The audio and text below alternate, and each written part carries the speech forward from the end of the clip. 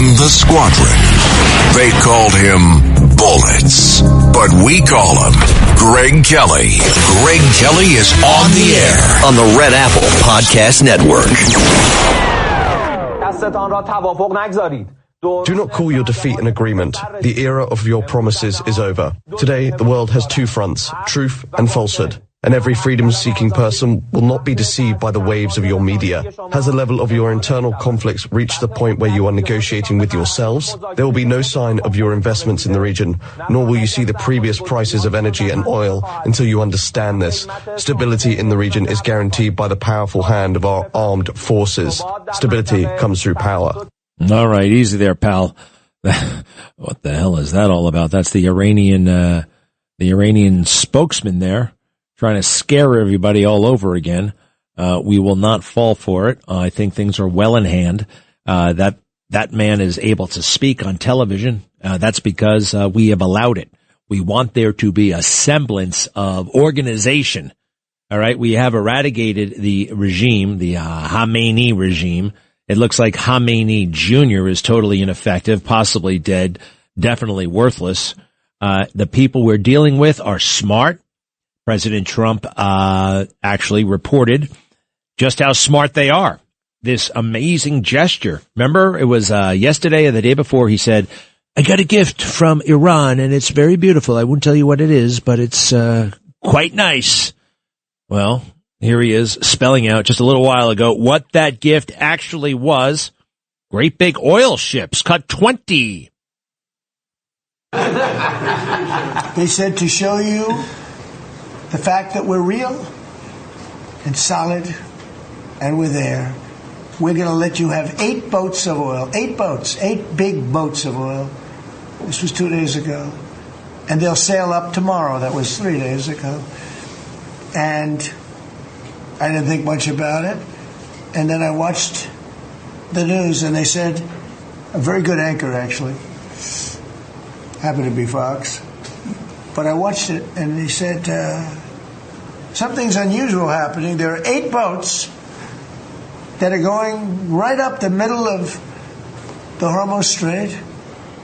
8 big tankers are going loaded up with oil right through. And I said, well, I guess they were right, and they were real. And I think they were Pakistani flagged. And I said, well, I guess we're dealing with the right people. And actually, they then apologized for something they said, and they said, we're going to send 2 more boats.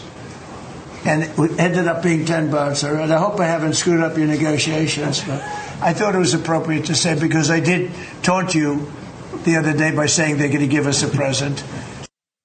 That's it. We got a gift. Sounds like they know what they're doing, actually. A couple of other little highlights here. Marco Rubio kind of just spelling it out for the Iranians as well. I kind of am interested in this war. Sometimes, my eyes glaze over. Anytime Ukraine, Russia comes up, I just this one, maybe because, well, it's us. And I vividly remember the 1979 hostage taking, the 1980 attempted raid to rescue our hostages. I remember the Marine barracks in 1983 being destroyed. I know well about all of the EFP IEDs that they created in Iraq. I was there. They took so many of our soldiers, and they've been fueling terrorism all over the world for decades, and nobody has ever gotten right up to them and punched them in the mouth. Well, this needed to happen. Marco, what do you think? Cut 19. The most important job any president has is to keep the American people safe. And every president says it, but we have a president that means it and does something about it. As the president outlined very clearly to the world on the night this operation began, Iran has been at war with the United States for 47 years. For 47 years, Iran has been killing Americans and attacking Americans across this planet. And other presidents had an opportunity to do something about it. And they all warned about how Iran was dangerous, but they refused to act. And this president's not someone that's going to refuse to act. He's not going to leave a danger like this in place. He's going to address it, and that is what he is doing. From the very first night of this operation, the president made it very clear. People like this, and now what I'm talking about is not the people of Iran. The people that run this country are radical Shia clerics. These are religious fanatics. Look what they are doing now. At their weakest point, this is the weakest Iran has ever been, and look at what they're doing. They're attacking embassies. They're attacking hotels. Imagine what these people would do if they had a nuclear weapon. That is an unacceptable risk for the world. By the way, the president's not just doing a favor to the United States and to our people. This is for the world. He defined very clearly on the first night of this operation what the goal was. We were going to destroy Iran's navy, and that is happening. We were going to, if it hasn't already happened, I'll let Pete speak to the specifics of it. We were going to destroy their missile launching capabilities. We're well on our way to achieving that goal. We were going to destroy the factories so they couldn't make more missiles and more drones. And that is moving forward. Every single objective the president clearly laid out on the first night of this operation is being effectuated. Again, Pete will speak to the specifics of it. This has been an incredibly successful operation. Every day, it may not get covered because, we're unlike them. We're not bombing embassies and hotels. We're hitting military targets. Yeah. And how about that? What would they do with a nuke? This is a very good reminder and indicator. They go after civilian targets. Ba-boom, kaboom. Hydrogen bomb, an atomic bomb, a neutron bomb. They can't have one. And as that meeting was wrapping up, President Trump, NATO's going to help us. Now they're not going to help us. They're going to help us. We say we're going to help you, but we're not really going to help you. But publicly, what the hell is going on? President Trump on NATO. An amazing job. I had to do a little stopover. I call it an excursion.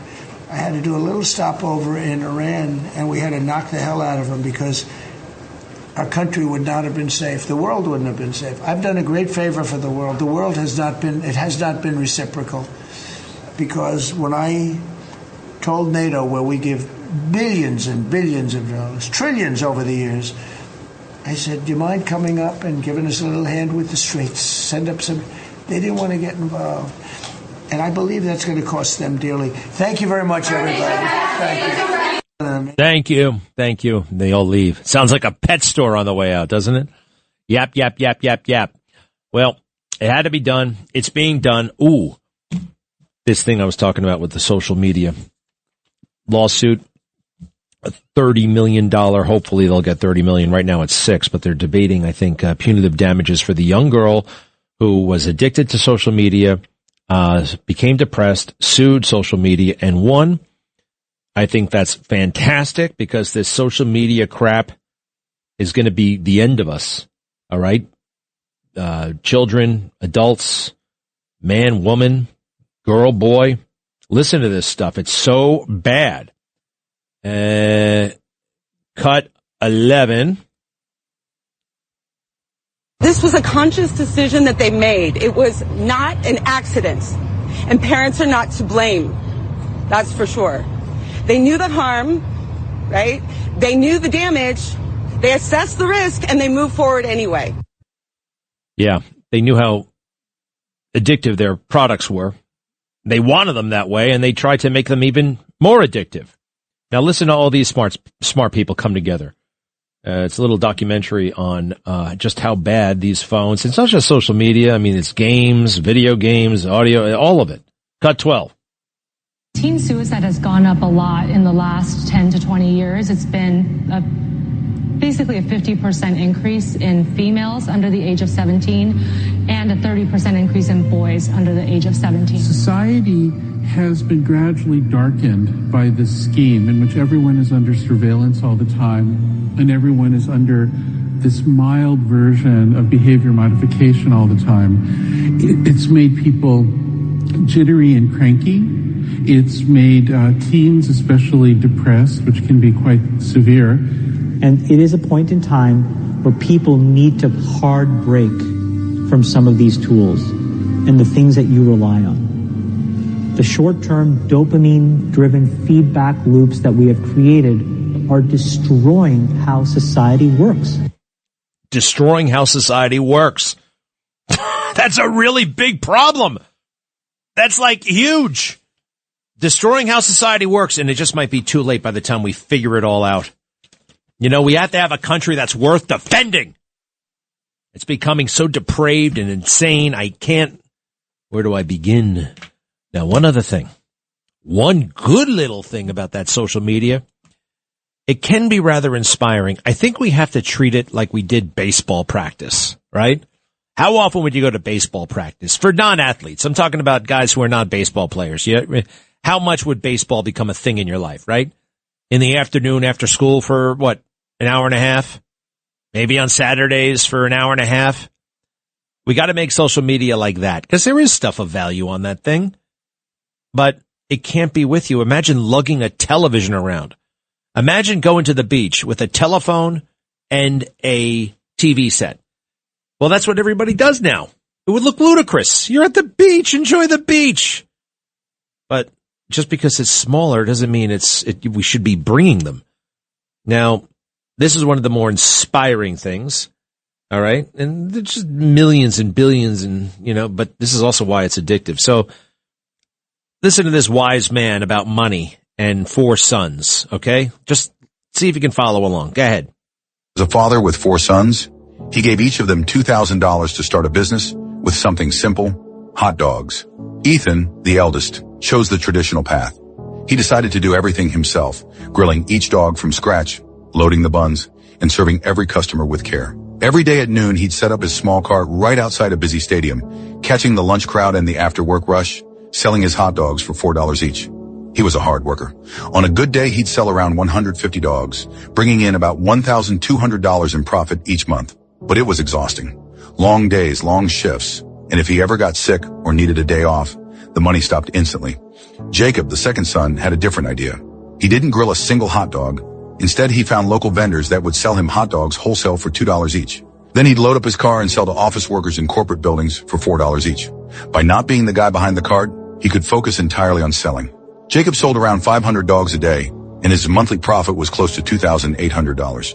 He was smart. He knew how to be the middleman, buying in bulk and selling to a bigger, hungrier market. Noah, the third son, thought even bigger. He went directly to corporate cafeterias and made them an offer. "I'll be your long-term hot dog supplier," he said, "and I'll sell it to you for a price cheaper than anyone else." But there was one condition. They had to pay for their monthly orders up front. The companies were hesitant. What if he took the money and disappeared? So Noah used his brother's successful hot dog stands as proof. Once he had $8,000 in prepayments, he used that money to lock in exclusive contracts with 10 meat suppliers across the city, effectively controlling the local hot dog supply. Think about what he did. He used other people's money to get started. Then he scaled up and owned the entire market. But Aaron, the youngest, was the smartest of them all. He watched his brothers build their hot dog businesses. The stands, the contracts, the suppliers. He didn't grill hot dogs. He didn't sell them. He didn't deliver them. Instead, he went straight to the source. The importers, the distributors, the meat suppliers. "I have a network of vendors with steady, guaranteed orders," he told them. He connected the suppliers to the vendors his brothers relied on and took a small percentage on every single deal. Just like that, without touching a single hot dog, Aaron was making more money than all 3 of his brothers combined. This isn't just a story about hot dogs. It's a story about control. The hard truth is, most people are like Ethan. They work harder instead of structuring smarter. But the wealthy think like Aaron. They own nothing and control everything. The old advice to just work hard and save what's left creates an exhausting cycle. It's a treadmill. The moment you stop working, everything you've built stops with you. But you can learn to think like Aaron. It's time to build a structure where you call the shots. That's the simple, powerful idea inside this book. The Senior Living Trust Blueprint. This isn't about loopholes or shortcuts. It's a no-nonsense, step-by-step playbook for building a system that runs itself. Well, the Senior Living Trust Blueprint. I'm going to read that book because I don't want to be like Ethan, right? I'm totally like Ethan now. All right. I want to be like the youngest one, right? The cool one. Just kind of made it happen. Never even saw a hot dog and became rich. I wish. I got to learn business. I got to learn that business stuff. It's never really been my thing, but it's so fascinating. And you know what? With artificial intelligence and YouTube, you can learn, and I can learn anything. Be right back. Greg Kelly on the Red Apple Podcast Network. You know, some of these airports, I'm looking at them, and I keep hearing on the news, the lines are terrible, the lines are terrible. The lines are moving. It didn't look that bad. I keep telling that these are unprecedented lines. No, actually. No. They're just not that bad. I mean, I'm just saying the ones on TV that they're hyperventilating about. Yes, Francis in Long Island. Hello. Why do they get the tattoo with a stupid ass? Very good, Francis. Thank you. Delivered with your usual punchy enthusiasm. I'll see you later. Fred, hello. Is he there? Hey, Greg. Good to talk to you again. Yes. Your friend Bill. Bill who? Your friend Bill in Maine. It's a heartbreak to hear what he's going through. In Maine? What are you talking about? Your friend, excuse me, in Delaware. My bad. Oh, Bill Stevenson, great guy. Yeah, he's still in jail. Yeah, it's a heartbreak. I had a similar situation in New York. Not as drastic, obviously, but I opened my fireplace business in the late 80s, early 90s, and I had an employee who robbed a customer. He stole materials from a customer. I also found him stealing things from me. So I fired him. He later filed for unemployment. And I denied his unemployment because of how he left. And when I wrote the letter, I was new in business, so I was a little wordy. And there was a trial to discuss whether he should get his unemployment or not. And the judge, I saw the name of the judge, and I was like, oh, I never saw a name like that. But I got a response back that they were giving him full unemployment because I didn't document or have in writing that he should not steal from my customers or me in any kind of agreement. So I didn't have the right to fire him. That judge obviously moved up the ladder. That was Kimber Wood. Oh, I know her. I never forgot the name. She treated me like an employer against a fair servant who didn't deserve to be fired. Well, I understand Kimber Wood. She was almost the attorney general. I'm sorry that happened, man. I'm pulling my punches here because I actually met Kimber Wood once. I liked her a lot. Very beautiful. She used to be a Playboy bunny. Did you know that? Seriously. She was a Playboy bunny. Greg Kelly, entertaining and informative on the Red Apple Podcast Network. Boy, oh boy, Caitlyn Jenner has seen better days. Who is that ugly woman on TV? Oh, gosh. Look at that. You see on Fox right now? I mean, this is not a good look.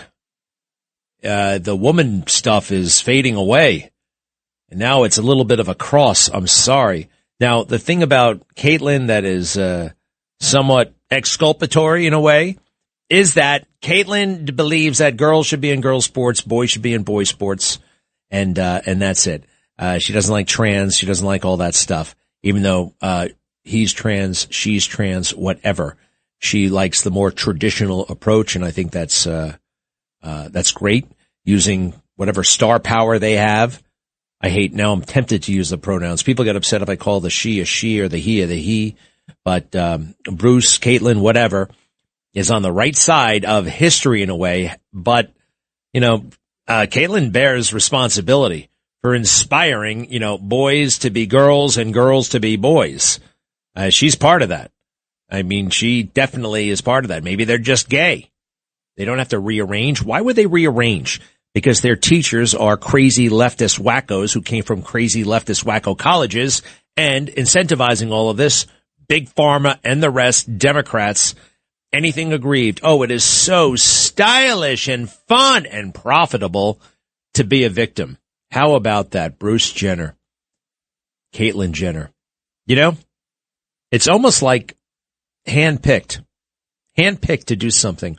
I think that there was a casting call. This didn't happen by accident.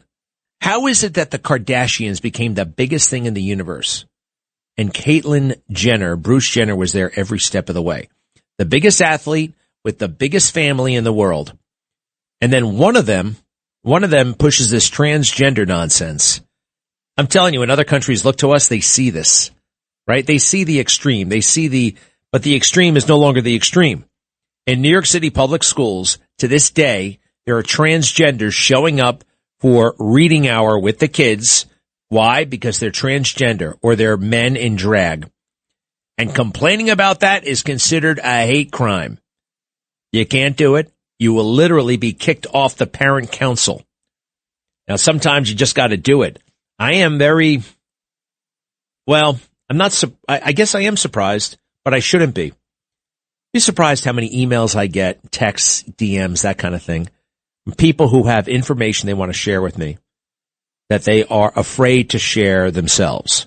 They are afraid to call attention to it. I got to tell you, 9 times out of 10, it ain't anything. But what bothers me the most is the fear that they're afraid. This is still America. Somebody asked me, are you afraid of taking on the Bidens? Like, what could they do to me?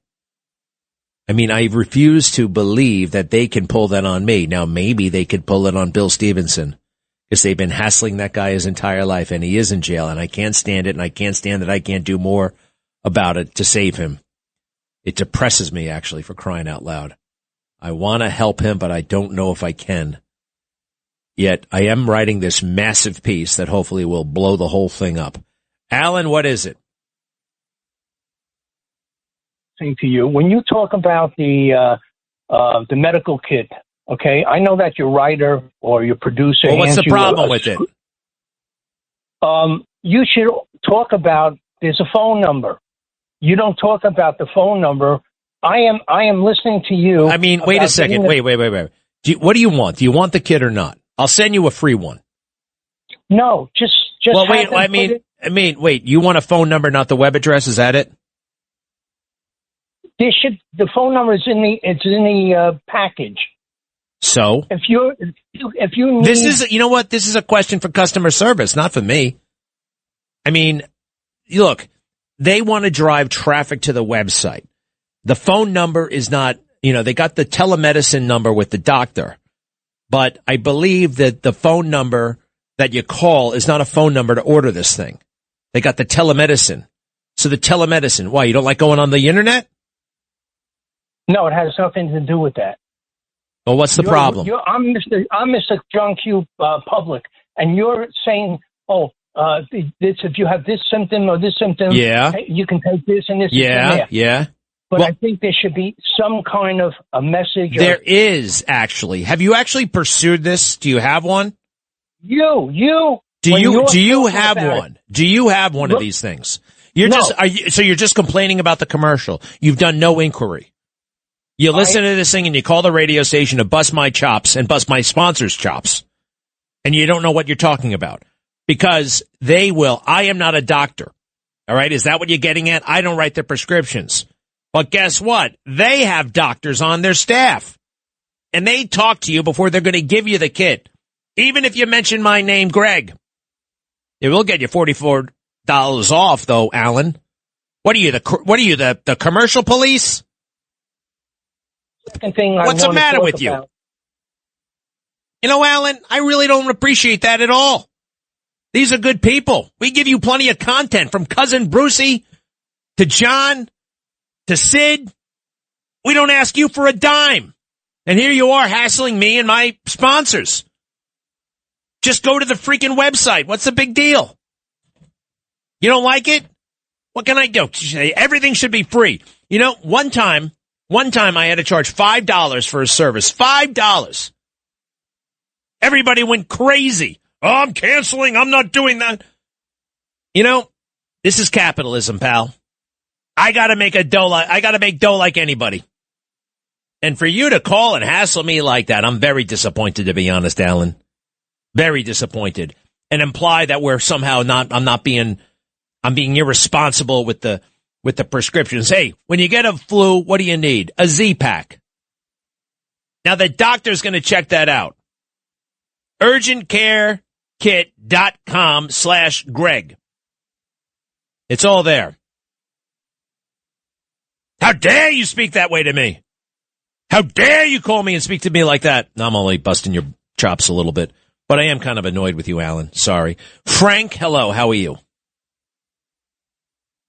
What a pleasure. It just amazes me how you manhandled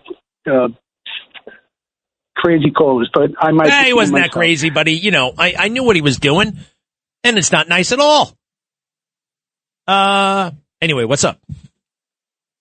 I just have one. I wanted to touch upon the tattoo issue. I have two daughters, as you do, and they're fully grown now. But when they were grown up, my ex-wife was loaded. She had tattoos all over her body. So my older one, who happened to be my stepdaughter, who I love dearly, she started getting tattoos, and we had a little exchange. And she said, the body is the canvas. I said, no, the body is the temple. You don't put graffiti on it. My little one started getting tattoos, and this is kind of fun because I got an American Express card, and I told her that if she gets any tattoos, I think she might have gotten one. I'm taking away the credit card, and that's it in a nutshell. Well, yeah, I know. Pretty soon they're going to start making decisions that I don't agree with, and that's got to be a tough one, Any advice? My girls are 4 and 6. Sounds like you did a pretty good job. What should I do or not do? My daughters are beautiful human beings, as I'm sure yours will be, because you're just got to be a good person, be attentive, be available, and tell the truth. Yeah. If left to our own devices, sometimes we're not the best people. You know what I mean? I know that's just me talking out loud, because sometimes I when I hear, hey, I'm a good person, I've heard people say it. I've said that myself, and I'm not, I don't know. I think I'm a rotten person without God, God kicks in. It's God. The goodness comes from him. But I so appreciate you and those conversations with your daughters. Real quick. Wait, do you have a boy? I have no boys. Yeah. I'm glad it came out 2 girls. You know what I mean? I would have been happy with anything, but I love this arrangement right now.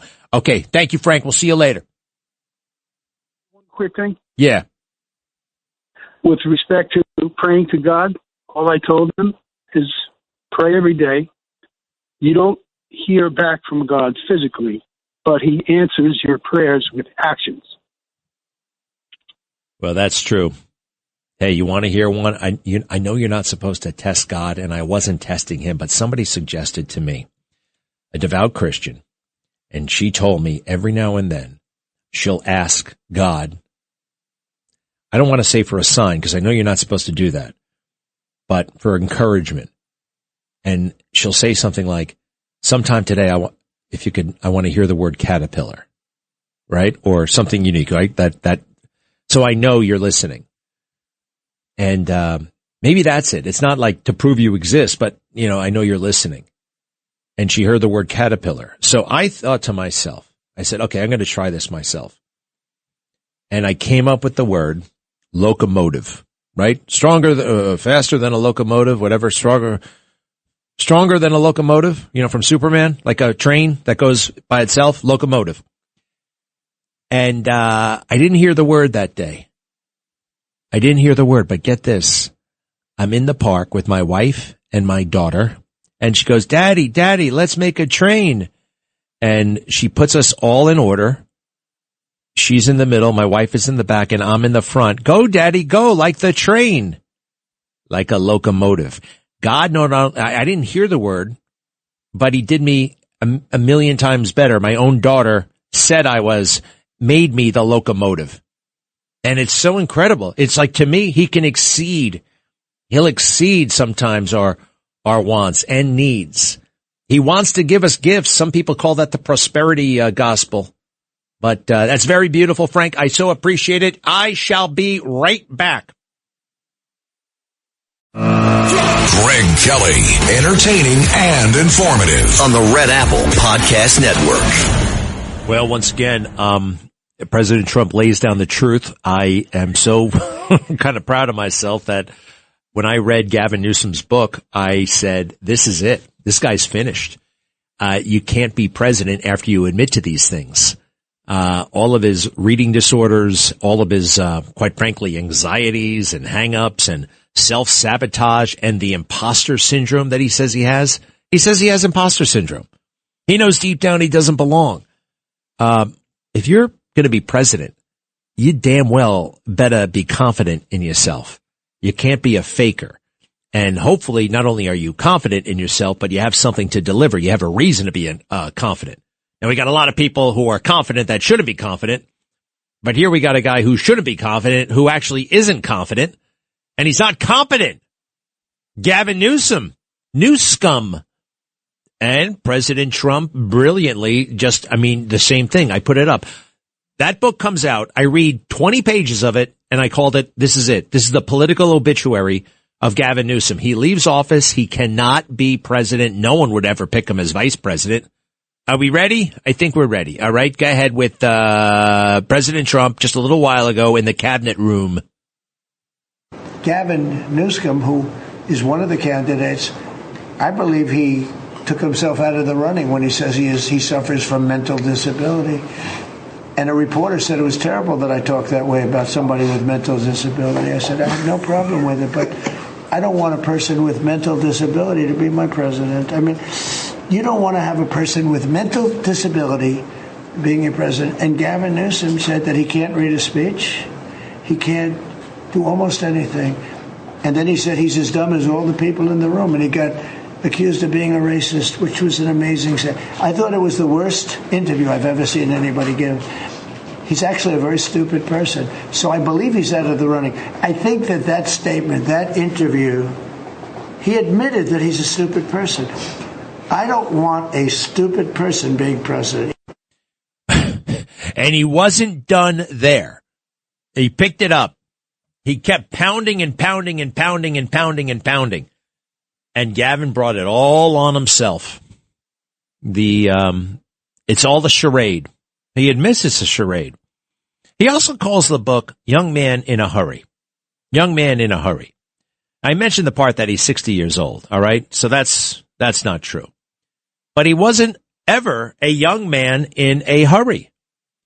So he gets out of college late, I think. I think it took him a little bit longer. Not exactly in a hurry. But he gets out of college, and his first job, after a summer off, I think he went to Europe, is working for his uncle, who makes orthopedic shoe inserts. And it was Gavin's job to be the delivery boy. He's a college graduate, and he's working for the orthopedic shoe company, orthopedic insert company, that his uncle runs. Doesn't exactly scream ambition, does it? I mean, can't you do a little bit? I mean, your uncle? Why'd you take the summer off if you're in such a hurry? And he goes on and on and on about how he was the best delivery boy, that everybody would call his uncle to say, this was the best delivery we ever had. I don't think that just doesn't ring true, right? I don't think you get orthopedics same day. I wouldn't expect to get an orthopedic shoe insert the same day today. You know what one of those things is? It's like your foot is this way, so you get a little sole for your shoe, like molded in that shape, in a special shape to straighten out your foot, something like that. They take a little bit of time to construct, and then once you get them in the mail. But Gavin was the best delivery boy of the orthopedic shoes. Customers had never seen anything like it. Did they tell Gavin? Did they tell his uncle? We don't know. So after that, what does he do? What's his big job after that? His father says, go downtown to see Mr. Shorenstein. Go downtown to see Mr. Shorenstein. Who's Mr. Shorenstein? A friend of his father's who owns a building and a couple of buildings downtown. And then he said, well, I guess Mr. Shorenstein says to him point blank, what am I supposed to do with you? And he put him down with the janitors. And so he's there for a few months. Again, he's just blowing in the wind. He has no ambition. He's not determining any of this on his own. His dad's telling him what to do. After that, I forgot what it was. Oh, I know. he hung out at the Balboa Cafe all the time. He said, basically, he's at this cafe, and he gets an idea, hey, why don't I make my own cafe? We'll call it Plump Jack, and we'll have wines. He makes it sound like it's this fantastic, fantabulous, nobody's ever thought of it before. He's copying his favorite restaurant. And his best friend is a guy named Paul Getty, Getty, Getty, the Getty family. They were like super duper billionaires. I guess they still are. All I know from Getty is there was a Getty gas station down the block on Grand Avenue in Baldwin when I was growing up.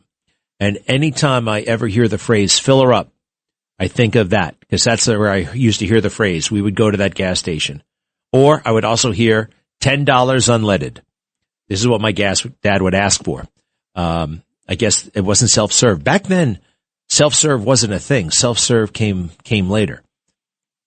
All right, here's President Trump. He may reiterate a little bit, but he goes on and on and on about Gavin.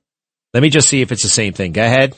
I don't care about the Democrats. The Democrats hate our country. The Democrats are in chaos right now, and they have no common sense. You know, they have one quality that's amazing. They stick together. And it's harder because they stick together in a ridiculous policy like men playing in women's sports, open borders for everybody, including murderers and anybody else that want it. They really do. They really do. All right. Look, I didn't realize it's this late. I got to go in a second. Georgette, hello. Is she there? But thank you. Hi, I'm Georgianne. Greg, I just want to tell you that I really, really appreciate the way you promote Dr. Charles Stanley in the foundation of your beliefs, because he is the most effective, caring teacher, down-to-earth, God-loving other people person I've ever listened to as a teacher. And I thank you for promoting him. Well, it's a privilege and a pleasure and a duty, I feel. You know, he's dead, right? Did you know that? I do know, and I still subscribe to the ministry, and I get their booklets, and I read the devotionals all the time, and I belong to a women's league, and I taught teenagers all my life, and I'm a mental health counselor. But the new trends with the mental health do not surpass the teachings of the Lord and the Bible, and you and I are on the same page with that, and I love you for it, and I want to thank you. Thank you. Thank you so much, Madam Georgette. You know, it's funny. I used to go see psychiatrists. I haven't seen one since I started reading the Bible. It's true. I got to go. Hey, Nicole, say it real quick. Hi. Is she there? I work at a school in Manhattan. And we had a trans voguing competition at my school where a bunch of transsexuals came. Was it public school or private school? Public. Can you believe it? Can you believe it? Nicole, you are a hero. Hang in there. Thanks for listening to The Greg Kelly Show. You can hear The Greg Kelly Show weekdays at 12:15 on 77 WABC. If you like the podcast, share it with your friends and listen anytime at WABCRadio.com and download the WABC Radio app. Hit that subscribe button on all major podcast platforms. Plus, follow WABC on social on Instagram, TikTok, Facebook, and X. See you next time for a new episode so you never have to wonder. What the heck is going on here?